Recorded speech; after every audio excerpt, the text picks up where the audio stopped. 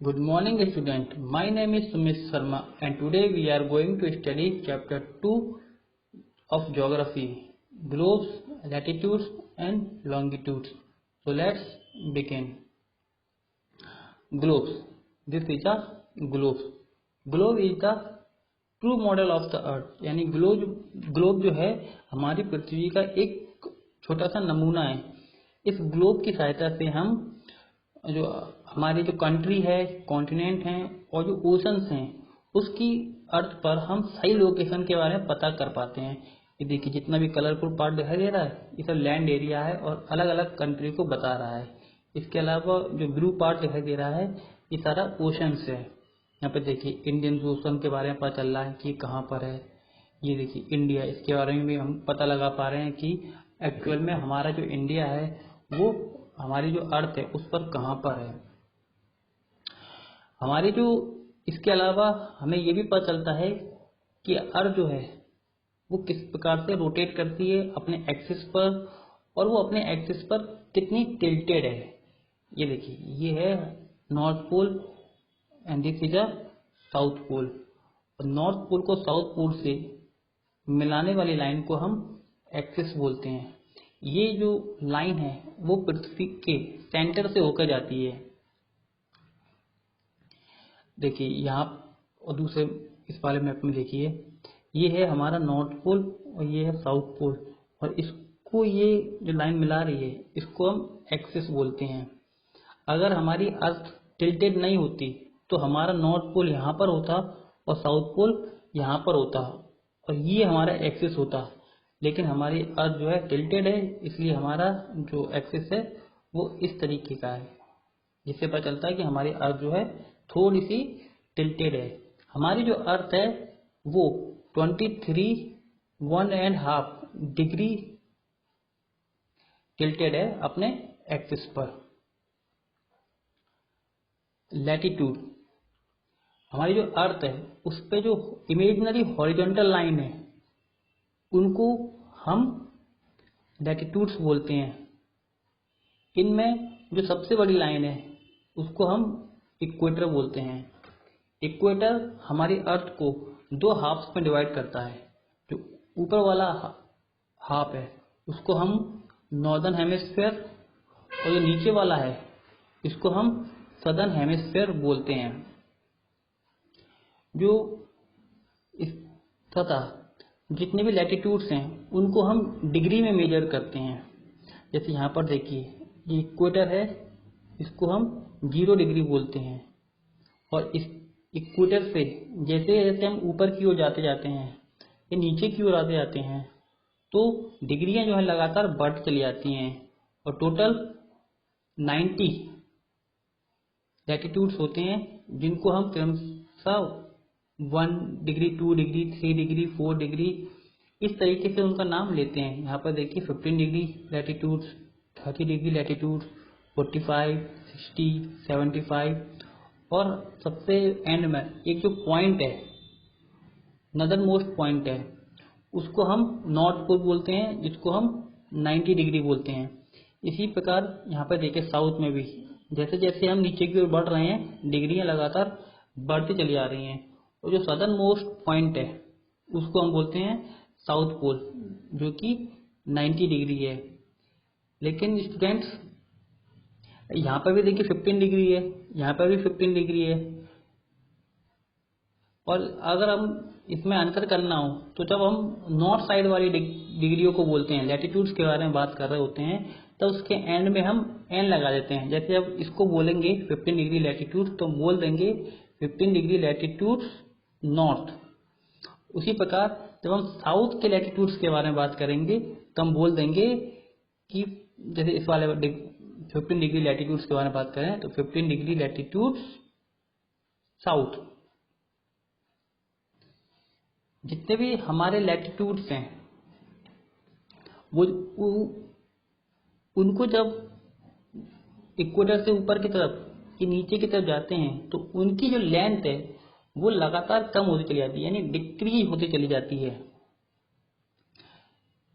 इसके अलावा लेकिन के बीच की दूरी है, दो लैटिट्यूड्स के बीच की दूरी है, जैसे इसके और इसके बीच की दूरी और इधर सभी लैटिट्यूड्स के बीच की जो दूरी है वो हमेशा इक्वल रहती है। आइए देख लेते हैं कुछ इंपॉर्टेंट लैटिट्यूड्स के बारे में। जैसे इक्वेटर, जो कि 0 डिग्री लैटिट्यूड से जो हमारी अर्थ को 2 हाफ्स में डिवाइड करता है, northern hemisphere and southern hemisphere. इसके ऊपर में 23 1.5 डिग्री नॉर्थ में टॉपिक ऑफ कैंसर है। इसके अलावा 23 1.5 डिग्री साउथ में टॉपिक ऑफ कैप्रिकॉर्न है। 66 1.5 डिग्री नॉर्थ में आर्टिक सर्किल है।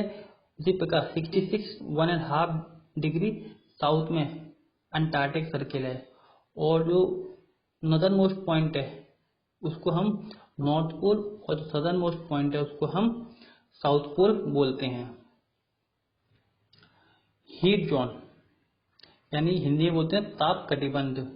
हमारी जो अर्थ है उस पर 3 हीट जोन्स हैं, टॉर्रिड जोन, टेम्परेट जोन और फ्रिजिड जोन। आइए इसके बारे में हम थोड़ा डिटेल में देखते हैं। टॉपिक ऑफ कैंसर और टॉपिक ऑफ कैप्रिकॉर्न के बीच का ये क्षेत्र है यानी जोन है उसको हम टॉर्रिड जोन बोलते हैं। यहाँ पर प्रत्येक डिग्री पर, प्रत्येक लैटिट्यूड्स पर ईयर में एक बार सन की डायरेक्ट रेज पड़ती है, जिसके कारण ये जो एरिया है ये सबसे अधिक हीट को रिसीव करता है। Tropic of tropic of Cancer और Arctic circle and tropic of Capricorn and Antarctic circle के जो बीच का जो एरिया है इसको हम टेम्परेट जोन बोलते हैं। यहाँ का जो टेम्परेचर है वो मॉडरेट रहता है और सन की डायरेक्ट रेज यहाँ पर नहीं पड़ती है। जो टॉपिक ऑफ कैंसर और टॉपिक ऑफ कैप्रिकॉर्न के जैसे आप बियॉन्ड जाएंगे, ऊपर की तरफ जाएंगे तो वहां पर सन की डायरेक्ट रेज नहीं पड़ती हैं।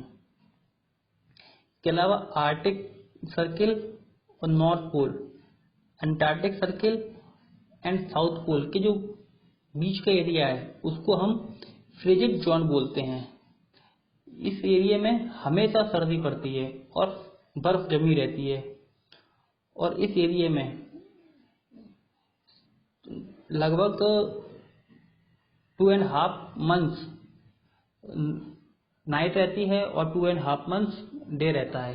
जैसे हम नॉर्दर्न हेमिस्फीयर की बात करें तो इस एरिया में विंटर के अंदर 2.5 मंथ नाइट रहती है और समर में 2.5 मंथ डे रहता है। लॉन्गिट्यूड्स, नॉर्थ पोल को साउथ पोल से जो मिलाने वाली इमेजिनरी लाइन होती हैं उनको हम बोलते हैं लॉन्गिट्यूड्स। ये वर्टिकल लाइंस होती हैं। क्योंकि जो हमारी लैटिट्यूड्स की बात कर रहे थे तो उसमें जो सबसे बड़ा सर्कल था उसको हमने 0 डिग्री डिसाइड कर दिया था और उसको इक्वेटर मान लिया था। लेकिन यहाँ पर सारी लाइंस कहती हैं इक्वल हैं, तो यहाँ पर जो साइंटिस्ट थे उनके लिए ये डिसाइड करना बहुत मुश्किल था कि किसको हम 0 डिग्री माने। तो उस टाइम पर, जिस टाइम पर लैटिट्यूड्स एंड लॉन्गिट्यूड्स को डिसाइड किया जा रहा था, तो उस टाइम पर जो ब्रिटेन था वो वर्ल्ड को लीड कर रहा था, यानी उसका इन्फ्लुएंस बहुत ज़्यादा था। और जो मोस्ट ऑफ द साइंटिस्ट थे वो ब्रिटेन से ही ताल्लुक रखते थे। इस कारण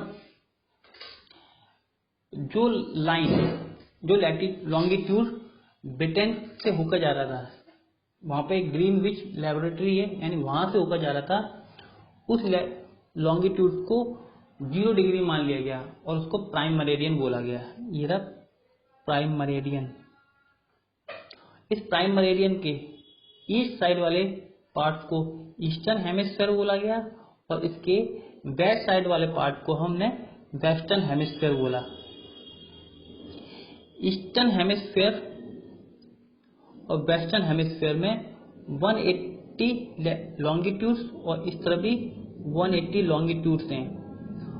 और जो इस प्राइम मेरिडियन के एकदम अपोजिट साइड में है जो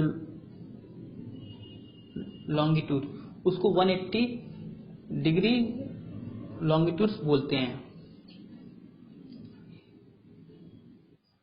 जो लैटिट्यूड्स थे वो सारे पैरेलल थे, लेकिन लॉन्गिट्यूड्स पैरेलल नहीं है। ये इक्वेटर पर इनके बीच की जो दूरी है वो सबसे अधिक होती है, और जैसे जैसे ये नॉर्थ पोल या साउथ पोल की ओर जाते हैं तो इनकी जो बीच की दूरी है वो लगातार कम होती चली जाती है। Grid, north latitudes and longitudes को जब एक साथ हमारी अर्थ पर ड्रॉ कर दिया जाता है तो उसको हम ग्रिड बोलते हैं। ये है ग्रिड। यहाँ पे देखिए लॉन्गिट्यूड्स और लैटिट्यूड्स ये दोनों हैं, इसको हम ग्रिड बोलते हैं। ग्रिड का यूज किसी भी प्लेस की पोजीशन को जानने में यानी लोकेशन को जानने में करते हैं। फॉर एग्जाम्पल के रूप में देखते हैं, यहाँ पर देखिए यहाँ पर 4 लाइन खींची हुई हैं, ड्रॉ है 1 2 3 4। इनको हमने 1 2 3 और 4 नंबर दे दिया। इसी प्रकार हमने 5 यहाँ पर हॉरिजॉन्टल लाइन को ड्रॉ किया 1 2 3 4 5। इसको हमने A B C D और E नाम दे दिया। अगर हमको इस पूरे ये यहाँ पर हमको अगर कोई पोजीशन के बारे में पता करना है, किसी भी प्लेस की पोजीशन के बारे में पता करना है कि वो कहाँ पर है, उसकी लोकेशन क्या है, तो हम पता कैसे करते हैं। जैसे मान लीजिए हमको ए की लोकेशन को पता करना है, तो जो ए जो है वो किस लाइन पर है, 1 लाइन पर है, 1 लॉन्गिट्यूड इसको बोल सकते हैं, और बी जो हॉरिजॉन्टल लाइन जा रही है इस पर है। तो अगर हम इसको हम इस प्रकार लिख देंगे B1, तो हम पता लगा लेंगे ये ए की पोजीशन है। उसी प्रकार अगर हमको बी की पोजीशन बताना है तो हम बोल देंगे D1, क्योंकि बी जो है वर्टिकल लाइन 1 पर है और हॉरिजॉन्टल लाइन D पर है। इसी प्रकार स्टूडेंट आप मुझे कमेंट बॉक्स में सी की पोजीशन, ई की पोजीशन और डी की पोजीशन को बताइएगा। एकदम सेम मेथड हम यहाँ पर अप्लाई करते हैं। मान लीजिए हमको यहाँ पर इस पोजीशन के बारे में बताना है, इसकी पोजीशन के बारे में बताना है कि ये कहाँ पर है अर्थ पर। सबसे पहले हम देखेंगे कि ये कहाँ पर है। ये रहा हमारा इक्वेटर, यानी इक्वेटर के कहाँ पर है, ये नॉर्थ साइड में है। तो सबसे पहला तो आ गया नॉर्दर्न हेमिस्फीयर में है। दूसरा हम देखेंगे ये है हमारा 0 डिग्री प्राइम मेरिडियन, और प्राइम मेरिडियन के ये राइट साइड में है यानी ईस्ट साइड में है। तो ये कहाँ पर है, ईस्टर्न हेमिस्फीयर में, लॉन्गिट्यूड के ईस्टर्न हेमिस्फीयर में और लैटिट्यूड के नॉर्दर्न हेमिस्फीयर में। तो अब इसकी हम पोजीशन को पता करते हैं। ये देखिए ये जो पॉइंट है वो 15 डिग्री लैटिट्यूड्स पे किस हेमिस्फीयर में, नॉर्थ हेमिस्फीयर में। तो हम लिख देंगे 15 डिग्री नॉर्थ। और किस लॉन्गिट्यूड के पर है, तो ये एक लाइन जा रही है इस वाले लॉन्गिट्यूड पर है, और ये लॉन्गिट्यूड कौन सा है, ये भी 15 डिग्री ईस्ट है, यानी 15 डिग्री ईस्ट। अगर हम इस प्रकार का लिख देंगे तो इससे पता चल जाएगा कि हमारा जो पॉइंट है उसकी पोजीशन हमारी अर्थ पर कहाँ पर है। तो मैं ये होप करता हूँ कि आपको लैटिट्यूड्स एंड लॉन्गिट्यूड्स का कॉन्सेप्ट समझ में आया होगा। अब हम आगे देखते हैं time zones of the world. हमारी जो अर्थ है उसको 24 टाइम जोन में डिवाइड किया गया है। ये टाइम जोन इसलिए लेकर आया गया ताकि जो पूरी जो हमारी अर्थ है उस पर टाइमिंग की प्रॉब्लम ना आए। अगर टाइम जोन नहीं होगा तो सभी जो कंट्री है वो अपने अपने हिसाब से टाइम को सेट कर लेंगे, और जब हम मान लीजिए इंडिया से अमेरिका जाएंगे तो हम टाइम को सही तरीके से सेट नहीं कर पाएंगे। तो इसके लिए क्या किया गया, ये जो हमारा प्राइम मेरिडियन है यानी 0 डिग्री लॉन्गिट्यूड है, उसको हमने अपना मेन लाइन मान लिया, और इसके जब हम ईस्ट साइड में जाएंगे तो टाइम क्या होगा, प्लस हो जाएगा, बढ़ जाएगा। इसके जब हम वेस्ट साइड में जाएंगे तो टाइम क्या होगा, माइनस हो जाएगा। हम जानते हैं कि हमारी जो अर्थ है जब वो अपने एक्सिस पर रोटेट करती है तो वो 360 डिग्री घूम जाती है, और 360 यानी वन रोटेशन में हमारी अर्थ को 24 आवर लगते हैं, यानी कि एक आवर में हमारी जो अर्थ है वो 15 डिग्री मूव करती है। तो इसी आधार पर जो हमारी जो टाइम जोन्स हैं उसको 24 टाइम जोन्स में डिवाइड किया गया है। अब अगर यहाँ पर मान लीजिए 12 बज रहा है, दिन के 12 नून हो रहा है, तो देखिए हमारी जो अर्थ है वो वेस्ट से ईस्ट की ओर मूव करती है, यानी सन जो है इधर पहले आएगा, उसके बाद सन इधर आएगा। तो यानी सुबह पहले यहाँ पे हो जाएगी, फिर जो है धीमे धीमे धीमे सुबह यहाँ पर होती जाएगी, और फिर यहाँ पर घूमती हुई जाएगी, इस तरफ में घूमती हुई जाएगी। तो फिर इसलिए जो टाइम जोन है इस तरह जब बढ़ते हैं, हम ईस्ट की तरफ बढ़ेंगे 0 डिग्री लॉन्गिट्यूड से, तो टाइम बढ़ता जाएगा, यानी प्लस में कर देंगे, और इधर जो बढ़ेंगे तब वो टाइम माइनस में जाएगा। एग्जाम्पल के रूप में हम देखते हैं, जैसे मान लीजिए यहाँ पर 12 o'clock हो रहा है, 12 नून हो रहा है, तो उस टाइम पर यहाँ पर हमारी जो अर्थ है, सॉरी हमारी जो इंडिया है, वहाँ पर कितना टाइम बज रहा होगा। तो हमारा जो इंडिया है वो 82 डिग्री 1.5 पर है ईस्ट में, यानी ईस्ट में जा रहे हैं तो हमारे टाइम बढ़ेगा। तो 15 डिग्री जब मूव करेगा तो 1 घंटा, 30 डिग्री मूव करेगा तो 2 घंटा, 45 डिग्री मूव करेगा तो 3 घंटा, 60 डिग्री मूव करेगा तो 4 घंटा, 75 डिग्री मूव करेगा तो 5 घंटा, और 82 and 1.5 यानी 7.5 डिग्री हो गया, यानी आधा घंटा। तो यानी हमारा जो अर्थ है वो फॉर इंडिया है, वहाँ पर उस टाइम पर शाम के 5:30 बज रहे होंगे, 5:30 हो रहा होगा PM। ठीक है, इसी प्रकार हम जब ईस्ट साइड में मूव करेंगे तो माइनस करके कोई टाइमिंग को निकाल लेते हैं। इंडियन स्टैंडर्ड टाइम, देखिए हमारा जो इंडिया है वो 68 डिग्री लॉन्गिट्यूड ईस्ट और 97 डिग्री लॉन्गिट्यूड ईस्ट के बीच में है। अगर हम देखें तो यहाँ पर सूरज इन दोनों के बीच का अगर डिफरेंस देखें तो लगभग 29 डिग्री आ रहा है, जो कि 30 डिग्री के आसपास है। यानी इसका मतलब है जो हमारा अरुणाचल प्रदेश है, यहाँ पर जो सन है वो 2 घंटे पहले राइज होगा, और उसके 2 घंटे बाद गुजरात में सन राइज होगा। तो मान लीजिए अगर हमको अपना कोई स्टैंडर्ड टाइम नहीं बनाए तो यहाँ पे मान लीजिए 6 बजे सन राइज हो रहा है, तो गुजरात में कितने बजे होगा, 8 बजे। तो सभी की घड़ियाँ कैसे हो जाएंगी, अलग अलग हो जाएंगी। तो सभी की घड़ियाँ यानी पूरे भारत में जितने भी लोग रह रहे हैं, वो कहीं पर भी रहे, उन सब की घड़ी में एक ही टाइम हो रहा हो। तो इसके लिए हमने क्या डिसाइड किया, अर्थ के एकदम बीचों बीच यानी इस 2 डिग्री के बीचों बीच हमने 82.5 डिग्री ईस्ट लॉन्गिट्यूड को अपना इंडियन स्टैंडर्ड टाइम डिसाइड कर दिया, और सारी जो वॉचेस हैं वो इसी के अकॉर्डिंग सेट की जाती हैं। तो मैं आशा करता हूँ कि आपको मेरे आज का लेक्चर समझ में आया होगा। God bless you, thank you.